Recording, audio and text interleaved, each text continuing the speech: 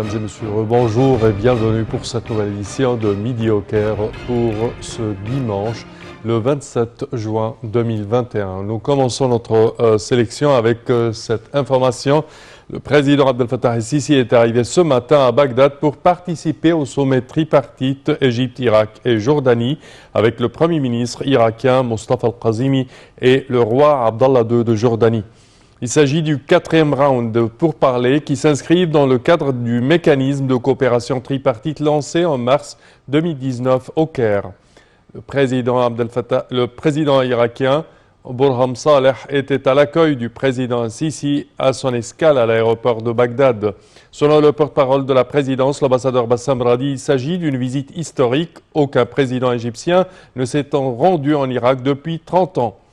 Le porte-parole a déclaré que cette visite reflétait la solidité des relations de longue date reliant le Caire à Bagdad et les liens historiques entre les deux peuples égyptiens et irakiens. Cette visite a rappelé à cet effet l'attachement de l'Égypte à renforcer ses relations avec l'Irak et à élargir les perspectives de la coopération avec ce pays frère à la lumière du destin unique et des défis et des intérêts communs des deux pays. Ce 4e sommet tripartite portera notamment sur le suivi d'évaluation des projets conjoints en cours d'exécution dans les différents domaines. Ce sommet s'inscrit également dans le cadre des concertations politiques continues entre les trois pays pour examiner les moyens de faire face aux défis auxquels font face la nation arabe et la région du Moyen-Orient dans sa totalité.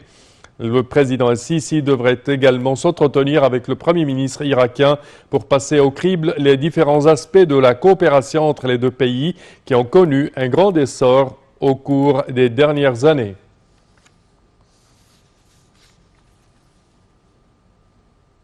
Et pour plus d'explications sur ce sujet, mesdames et messieurs, nous avons le plaisir d'accueillir au bout du fil Dr Cherif Amir, professeur de relations internationales. Bonjour, Dr Cherif. Bonjour. Alors, premièrement, quels sont les messages qu'envoie ce sommet au cours des conflits et des crises de la région tout entière, la région arabe, asiatique et africaine? Le message est très clair, c'est qu'il y a une solidarité arabe qui va s'accroître avec le temps. On sait tous que l'Irak a passé par des moments très durs, avec la sécurité qui a été déstabilisée sur tous les niveaux, même l'ingérence iranienne, l'ingérence de plusieurs factions, de plusieurs pays étrangers. Et ce pays est en train de chercher sa souveraineté et il faut l'aider à se reconstruire. Je crois que c'est ça le message de la visite du président Abdel Fattah el-Sisi, c'est que les frères arabes sont unis. Ils vont se soutenir les uns avec les autres. Il est important de signaler aussi que le combat contre le terrorisme, parce que nous savons que Daesh a fait beaucoup de dégâts dans ce pays, en Irak, et aussi ils ont fait au péninsule de Sinaï. Alors on sait que le même combat est mené par les deux pays. Il est important de comprendre que ce combat doit être mené d'une façon solidaire, que ce soit avec la Jordanie, que ce soit avec l'Irak. L'expertise, les infos, les renseignements sont très importants. Donc, le message est pour la communauté internationale aussi, c'est que l'Irak est un pays arabe, l'Irak est encore important pour les pays du Moyen-Orient. L'Égypte est prête à soutenir tous ses frères dans cette région, quoi que ce soit les défis. Oui.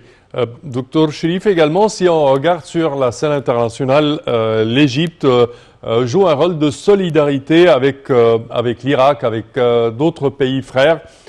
Également, cette première visite d'un président égyptien depuis à peu près 30 ans en Irak. Également sur les autres plans régionaux, on parle d'une alliance tripartite entre l'Égypte, la Grèce et Chypre, d'autre part les pays arabes et les pays africains également. L'Égypte cherche à créer je dirais, un front uni avec plusieurs côtés, plusieurs régions. Comment voyez-vous cette politique du président Abdel Fattah al-Sisi? Cette politique, c'est une politique d'un homme visionnaire qui a une vision parce qu'on voit tout de suite qu'il y a une ingérence dans la Méditerranée, ingérence en Syrie, ingérence en Libye, ingérence en Irak. Et qui est derrière tout ça, c'est la Turquie. Et je crois qu'on essaye de transmettre le message à tous les partenaires internationaux, c'est qu'on ne va pas permettre ce genre d'ingérence. Il faut respecter la souveraineté de la Libye, la souveraineté de la Syrie, la souveraineté de l'Irak. La Méditerranée, on va soutenir nos amis et nos partenaires en Chypre, en Grèce, pour défendre nos zones économiques. On va protéger aussi nos frontières ouest avec la Libye. On refuse la présence turque là-bas. On va défendre la souveraineté de la Syrie parce que Idlib, c'est une partie de la Syrie et elle est occupée par la Turquie. Même chose pour le nord de l'Irak. Il faut comprendre que c'est un pays souverain et la Turquie n'a pas le droit à mener des frappes aériennes ni construire des zones ou des camps militaires là-bas. Il faut un pays fort, un pays qui a la capacité de mettre les points sur les i, et c'est l'Égypte. Un leader charismatique comme le président Abdel Fattah el-Sisi à transmettre ce message à ses homologues et à leur dire, homologues internationaux, et à leur dire que ça doit s'arrêter immédiatement, cette ingérence. Oui. C'est un pays fort qui est prêt à défendre les intérêts arabes, les intérêts internationaux et régionaux selon le droit international. Parfait. Dernière question. Selon vous, quels sont les résultats attendus de ce sommet? Le résultat, bien sûr, c'est coordination pour les échanges économiques, parce qu'on sait que l'Irak a besoin d'exporter le pétrole, a besoin de trouver d'autres moyens de ressources économiques. L'Égypte maintenant est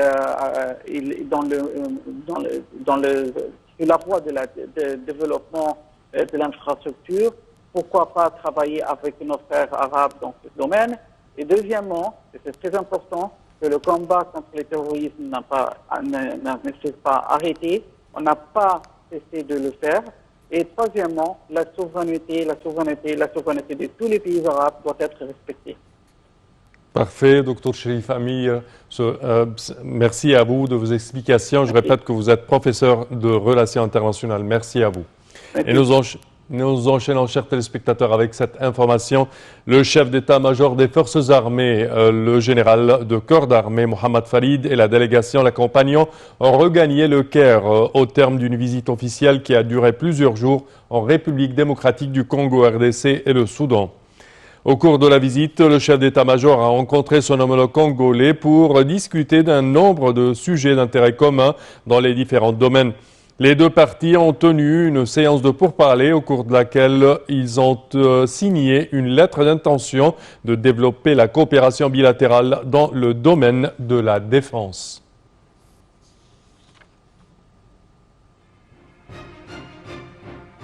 Et sous le parrainage de l'épouse du président Abdel Fattah el-Sisi, Mme Intisar el-Sisi, la ministre de la Culture, Dr Inès Abdeldaïm, tient aujourd'hui une conférence de presse au Grand Théâtre de l'Opéra du Caire pour annoncer les lauréats du prix de l'État pour le jeune innovateur. Après la conférence, une célébration artistique pour les enfants du Centre pour le développement des talents de l'Opéra se tiendra. Le prix de l'État du jeune innovateur a été annoncé fin février et comprend deux tranches d'âge, la première de 5 à 12 ans et la deuxième de 12 à 18 ans. Il comprend également 3 domaines. Le premier est la littérature dans les branches du conte, de la poésie et du théâtre. Le second dans les branches du dessin, du jeu et du chant. Et le troisième domaine est la créativité et l'innovation dans les deux branches des applications et des sites web, en plus des innovations scientifiques.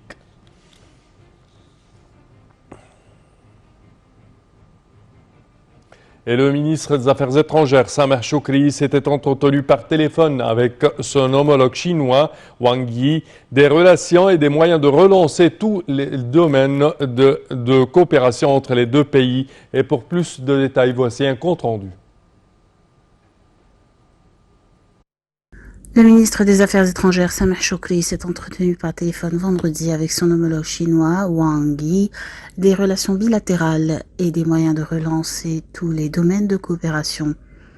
La coordination existante entre les deux pays pour faire face à la pandémie de coronavirus, les moyens de lutte contre les répercussions et la coopération entre les deux parties en vue de la fabrication conjointe du vaccin en Égypte ont été abordés, a déclaré le porte-parole du ministère des Affaires étrangères, Ahmed Hafez. Les deux parties ont discuté également des préparatifs de la prochaine visite du ministre chinois des Affaires étrangères au Caire.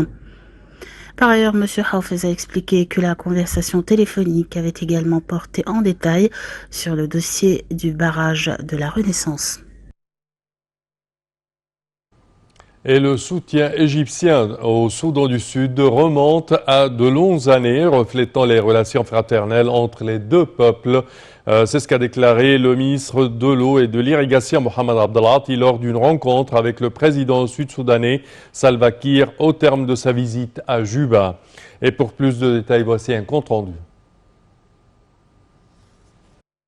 Le soutien égyptien au Soudan du Sud remonte à de longues années, reflétant des relations fraternelles entre les deux peuples, a déclaré vendredi le ministre de l'Eau et de l'Irrigation, Mohamed Abdelati, et cela lors d'une conférence et une rencontre avec le président sud-soudanais Salva Kiir au terme de sa visite à Juba. Lors de la rencontre, M. Abdelati a souligné l'importance de renforcer les relations historiques entre les deux pays par la mise en œuvre de nombreux projets d'investissement en matière de tourisme, de routes et d'énergie en faveur des intérêts des Sud-Soudanais. L'appui égyptien s'incarne également dans le développement des secteurs des ressources en eau et de l'agriculture, permettant ainsi l'approvisionnement en eau potable de la population et les ressources animales pour répondre aux besoins des Sud-Soudanais, a ajouté M. Abdelati. Les questions d'intérêt commun et le barrage de la Renaissance ont été également au menu des discussions.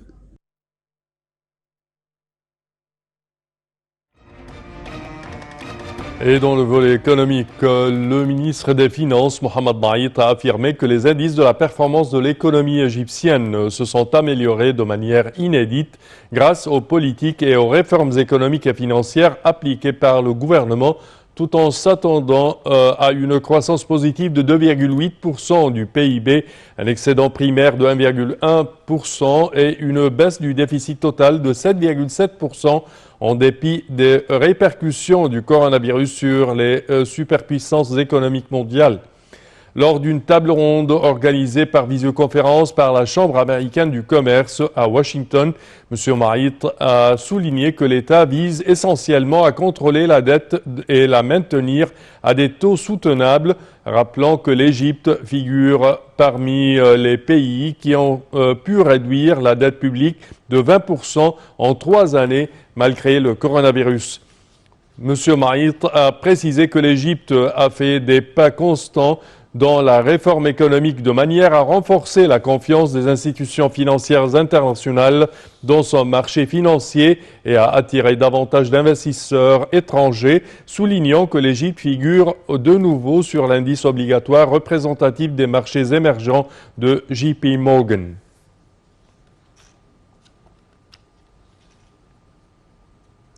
Et concernant le sport, El Ahly écarte l'Est et se rejoint Kaiser Chiefs en finale. L'Espérance sportive de Tunis a été éliminée de la Ligue des champions d'Afrique après sa défaite samedi soir au Caire lors du match retour des demi-finales face à El Ahly 3-0.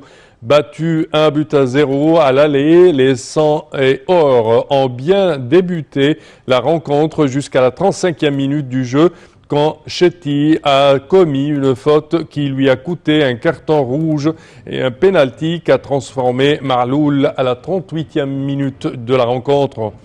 En seconde période, le navire espérantiste a coulé. Les Kairotes ont profité de leur supériorité numérique pour marquer 2 autres buts par Cherif à la 56e minute et Shahat à la 61e minute de la rencontre. Le tenant du titre tentera de décrocher son 10e trophée lors de la finale prévue au Maroc face à Kaiser Chiefs.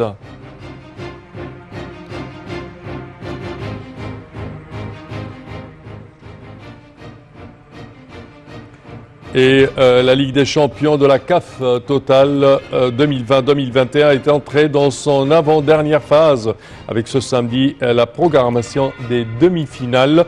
Ligue des champions, l'Espérance de Tunis éliminée. L'Espérance sportive de Tunis a été éliminée en demi-finale de la Ligue des champions après sa lourde défaite en match retour face à l'Ahli 0-3. Et ceci conclut, chers téléspectateurs, notre édition d'aujourd'hui de Midi au Caire. Je vous remercie de votre attention et je vous donne rendez-vous demain à la même heure. Merci à vous.